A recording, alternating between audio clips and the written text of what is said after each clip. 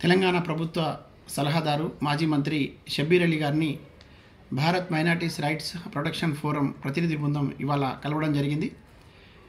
Sub committee సమావేశం అవుతున్న నేపథ్యంలో బీసీ కులగణన అంశంతో పాటు మైనార్టీలకు సంబంధించిన రిజర్వేషన్ అంశం కూడా ప్రస్తావించాలని ప్రభుత్వం దృష్టికి తీసుకెళ్లాలని కోరడం జరిగింది.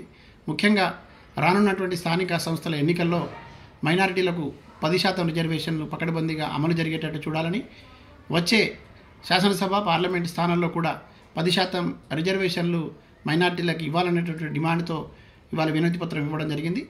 షబ్బీర్ అలీ గారు మాట్లాడుతూ ఈ విషయాన్ని ప్రభుత్వం దృష్టికి తీసుకెళ్తారని హామీ ఇచ్చారు. దీనికి సంబంధించి ఈ 10% రిజర్వేషన్లు అమలు జరగడం కోసం ప్రభుత్వంపై దశల వారీగా ఒత్తిడి తీసుకొచ్చేటటువంటి ప్రయత్నం, సానుకూలంగా స్పందించకపోతే ఐక్య కార్యాచరణ రూపొందించేటువంటి ప్రయత్నం కూడా చేయాల్సి ఉంటుందనే విషయాన్ని కూడా ఈ సందర్భంగా మేము షబ్బీర్ అలీ గారి దృష్టికి తీసుకువెళ్ళడం జరిగింది. ఆయన నుంచి సానుకూలమైన స్పందన అయితే వచ్చింది. భవిష్యత్తులో మైనార్టీల హక్కుల సాధన కోసం BMRPF ఐక్య ఉద్యమాలకు సిద్ధమవుతుందనే విషయాన్ని కూడా ఈ సందర్భంగా ఆయన దృష్టికి తీసుకెళ్లడం జరిగింది. Thank you.